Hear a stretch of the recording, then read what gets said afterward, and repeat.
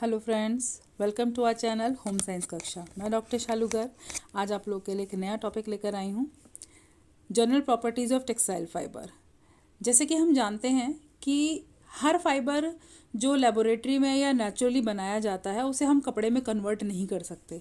कपड़े में कन्वर्ट करने के लिए फाइबर के अंदर कुछ स्पेसिफिक क्वालिटीज़ होनी बहुत ज़रूरी हैं, जिनको हम फिजिकल और केमिकल कैरेक्टरिस्टिक्स जिनकी सही होनी बहुत ज़रूरी हैं। सबसे पहले हम बात करते हैं असेंशियल जो प्रॉपर्टीज़ हैं, जिनको हम प्राइमरी और सेकेंडरी प्रॉपर्टीज़ के नाम से भी जानते हैं। प्राइमरी प्रॉपर्टीज़ को हम असेंशियल प्रॉपर्टीज़ कहते हैं और सेकेंडरी प्रॉपर्टीज़ को हम डिज़ायरेबल प्रॉपर्टीज़ के नाम से भी जानते हैं। प्राइमरी प्रॉपर्टी में आता है, ये वो मैंडेटरी कैरेक्टरिस्टिक्स हैं जो किसी भी फाइबर को यार्न और यार्न से फिर वूवन और निटिंग प्रोसेस के थ्रू फैब्रिक बनाने के लिए होनी बहुत ज़रूरी हैं। अगर किसी भी मटेरियल में ये मेजर क्वालिटीज़ प्रेजेंट नहीं है तो फिर उनको हम टेक्सटाइल फाइबर्स में कन्वर्ट नहीं कर सकते, कंसिडर नहीं कर सकते। सबसे पहले तो लेंथ टू विड्थ रेशो होना बहुत ज़रूरी है। कोई भी फाइबर जो है उसका एक सिग्निफिकेंटली जो लॉन्गर व्यू है वो इतना वाइड होना चाहिए कि उसको हम जो उसके डायमीटर से 100 टाइम्स ज़्यादा होना बहुत ज़रूरी है। तभी हम उसको ट्विस्ट करके एक कंटिन्यूस यार्न के फॉर्म में बना सकते हैं। उसके बाद आता है आपका टेंसिटी यानी कि स्ट्रेंथ। उस कपड़े के अंदर फाइबर के अंदर इतनी स्ट्रेंथ होनी बहुत ज़रूरी है कि वो जो मैकेनिकल स्ट्रेच पूरा स्ट्रेस है मैन्युफैक्चरिंग प्रोसेस का, स्पिनिंग वीविंग में, वो झेल सके, ताकि वो हमारी फिजिकली वियर और डे टू डे यूज़ के लाइफ फैब्रिक को हम उसको फाइबर को फैब्रिक में कन्वर्ट कर सकें। इसी ही टेंसिटी को हम ग्राम पर डेनियर के नाम से उसको जो है हम एक्सप्रेस करते हैं या फिर उसको हम इवेलुएट करते हैं। उसके बाद आता है हमारा फ्लेक्सिबिलिटी। फाइबर के अंदर इतनी फ्लेक्सिबिलिटी होनी बहुत ज़रूरी है कि वो बॉडी पर ड्रेप हो सके। जो वीविंग के प्रोसेस के टाइम पर लूप बनाए जाते हैं वीविंग और निटिंग के टाइम पर, तो वो हमारी बॉडी को जो है बॉडी के अनुसार ढाल सके और उसको लंबे समय तक चला सके। उसके बाद नेक्स्ट आता है हमारा कोहेसिवनेस, यानी कि फाइबर जो है हमारा उसके अंदर आपस में एक दूसरे से जुड़ने की क्षमता होनी बहुत ज़रूरी है। जब भी हम आपस में ट्विस्ट करते हैं, अगर हम कॉटन जो है वो नेचुरल रिबन लाइक स्ट्रक्चर होता है, लेकिन उसके बाद भी जब हम उसको आपस में ट्विस्ट करते हैं तो वो एक दूसरे के साथ जुड़ जाता है। और वूल में जो है नेचुरल ही क्रिम्प होते हैं, इसीलिए वो आपस में एक दूसरे के साथ जुड़ जाते हैं। उसके अंदर यूनिफॉर्मिटी होनी बहुत ज़रूरी है। जो हमारा फाइबर है वो स्मूथ, इवन और इतना इकसार होना ज़रूरी है कि जब हम उनको आपस में जोड़ें तो वो एक यार्न के फॉर्म में कन्वर्ट हो सके। और जो उसकी लंबाई, मोटाई और लचीलापन उसमें होना बहुत ही आवश्यक है। अगर वो एकसार नहीं होगा तो उसे हम फाइबर से फैब्रिक नहीं बना सकते। उसके बाद आता है, ये हमारी प्राइमरी प्रॉपर्टीज़ हो गई। अब हमारी है सेकेंडरी प्रॉपर्टीज़। ये वो प्रॉपर्टीज़ हैं, हालांकि ये यार्न बनाने के टाइम पर नहीं है, लेकिन हम एंड यूज़ यानी कि उस फाइबर से हमें फाइनल गारमेंट क्या बनाना है, फिनिश प्रोडक्ट हमारा क्या बनेगा, उसके लिए ये सेकेंडरी प्रॉपर्टीज़ होनी बहुत ज़रूरी हैं। इन सेकेंडरी प्रॉपर्टीज़ में आता है सबसे पहले मॉइस्चर एब्जॉर्बेंसी। ये प्राकृतिक तौर पे जो हमारी बॉडी से स्वेट निकलता है या कितना पानी वो एब्जॉर्ब कर सकता है डायरेक्टली, वो डिपेंड करता है कि वो हमारे कंफर्ट बताता है कि ये कपड़ा कितना कंफर्टेबल होगा। बहुत सारे फैब्रिक हमारे हाइड्रोफिलिक होते हैं, यानी कि वाटर लवर होते हैं, जैसे कॉटन है, लिनन है, वूल है। इनके अंदर बहुत अच्छी वाटर एब्जॉर्बेंसी की क्वालिटी होती है, इसीलिए ये फैब्रिक बहुत ब्रीथेबल हो जाते हैं, कंफर्टेबल हैं हॉट वेदर में भी। और आपके हॉट वेदर के साथ साथ ये हमारी बॉडी की जो हमारी बॉडी की हीट है उसको भी वो अंदर रोकने की क्षमता रखता है। उसके बाद आता है हाइड्रोफोबिक। वो फाइबर जो पानी एब्जॉर्ब नहीं कर सकते, उसमें पॉलिएस्टर और नायलॉन आते हैं। ये फैब्रिक भी यूज़ किए जाते हैं, लेकिन वहाँ जहाँ पर हीट को हम रोक कर रखना चाहते हैं, जो हमें जेनेटिक हीट को अपनी बॉडी से दूर रखना है। उसके बाद आता है सेकंड, हमारा प्रॉपर्टी आती है इलास्टिसिटी और रेजिलियंसी, यानी कि कपड़ा कितना लचीला है।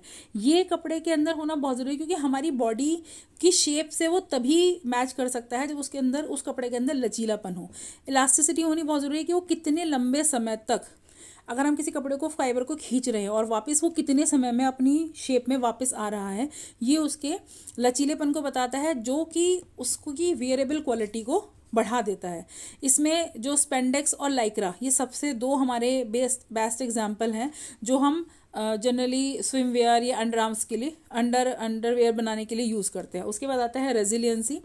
जो रेजिलियंसी है, ये कपड़े को कितनी बार आप उसको फोल्ड कर रहे हैं और फिर वो वापस उसमें क्रीज पड़ रही हैं या नहीं पड़ रही हैं, या वापस वो कितनी देर में अपनी शेप में आ रहा है। जैसे नेचुरल फाइबर्स हैं, अगर हम उसको फोल्ड करके रख देते हैं तो उसमें रिंकल्स पड़ जाती हैं। वहीं अगर हमारा वूल है, पॉलिएस्टर है, तो वो हम उन्हें तय करके भी रखेंगे तो भी वो वाली शेप वो नहीं लेंगे, उनके अंदर सिलवटें नहीं आएंगी। उसके बाद थर्ड हमारा पार्ट आता है लस्टर और फिजिकल शेप। ये फिजिकल शेप बताता है कि पर्टिकुलर जो फैब्रिक है वो उसका क्रॉस सेक्शनल व्यू कैसा है। ये डिपेंड करता है कि फैब्रिक का रिफ्लेक्शन उस कपड़े पे कैसा पड़ रहा है। अगर स्मूथ पड़ रहा है, राउंडेड है, ट्रायंगुलर है, तो जैसे सिल्क और नायलॉन पर रिफ्लेक्शन आता है। और वहीं अगर हम तो उन पे जो शाइनिंग है, जो उनका रिफ्लेक्शन है, वो बहुत अच्छी चमक मारता है।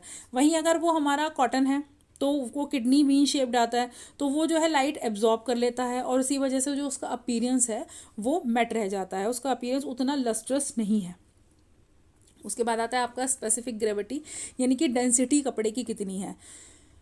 ये रेशे के वज़न को बताता है कि उसका वेट ऑफ द फाइबर जो है वो आपका क्या है। लाइट वेट जो फैब्रिक्स होते हैं वो हम इसका एक सबसे बड़ा एग्जांपल है हमारा एक्रेलिक। हालांकि एक्रेलिक हमारा बहुत light weight low density fibre है, लेकिन अगर हम इसको वूल से कंपेयर करें और विंटर में हम अगर वूल से बना हुआ फैब्रिक पहनते हैं तो बहुत हैवी हो जाता है हमारी बॉडी पे वेट के लिए। वहीं उसका सब्स्टिट्यूट जो लाइट वेट फैब्रिक है, यानी कि उसमें जो एक्रेलिक है, उसका वज़न बहुत कम रहता है, लेकिन वो काम वही करता है जो वूल करता है। उसके बाद आता है थर्मल प्रॉपर्टीज़, यानी कि कोई फाइबर हीट के आसपास जाकर जब हम उसको हीट कर रहे हैं, वॉश कर रहे हैं, आयरन कर रहे हैं, तो वो कैसे रिएक्ट करता है, ये भी उसके एंड यूज़ पर बहुत ज़्यादा डिपेंड करता है। जो हमारे थर्मोप्लास्टिक फाइबर्स होते हैं जैसे पॉलिएस्टर, नायलॉन, अगर हम उनको हाई टेम्परेचर पर ले जाते हैं तो वो पिघलने लग जाते हैं। इसीलिए उनको एक बेसिक प्लीट फिनिशिंग जब भी दे दी जाती है जब वो बनते हैं, उसके बाद उनको आयरन नहीं किया जाता है। अब आता है सेल्यूलोजिक फाइबर। ये मेल्ट नहीं होता हाई टेम्परेचर पर, लेकिन पेपर के जैसे जलने लगता है। और वहीं प्रोटीन फाइबर जो है नेचुरली जो है ये आग के प्रतिरोधक होते हैं और आग हटाने पर ये खुद ही बुझ जाते हैं। इतने आग इनके आसपास रहेगी, इतने रेशे जलते रहेंगे और जैसे आग इनके पास से हटेगी ये खुद ब खुद बुझ जाते हैं। उसके बाद आता है आपका केमिकल एंड एनवायरमेंटल जो रेजिस्टेंस है वो कैसे रिएक्ट करता है।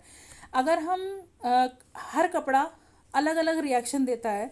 अगर हम यूवी रेज यानी कि एक्रेलिक सनलाइट में अगर हम रख रहे हैं एक्रेलिक या पॉलिएस्टर को, तो वो क्या करता है, वो लाइट को एब्जॉर्ब कर लेता है, तो इसीलिए वो कर्टेन्स के लिए बहुत अच्छा है। वहीं अगर हम सिल्क को सनलाइट में ज़्यादा देर तक रखेंगे तो वो कपड़ा वीक हो जाएगा।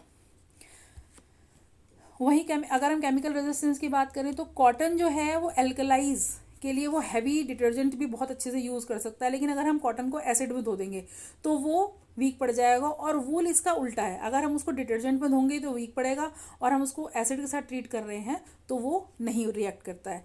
बायोलॉजिकल रेजिस्टेंस क्या है, नेचुरल फाइबर्स जो हैं वो आपके कीड़े, फफूंद, इन सब चीज़ों से बहुत जल्दी डैमेज होने का इनका डर रहता है। वहीं अगर सिंथेटिक फाइबर की बात करें तो इस तरह की चीज़ों का उनकी जो मैन्युफैक्चरिंग है उस पर कोई भी उस पर असर नहीं पड़ता। Thanks for watching, please subscribe our channel.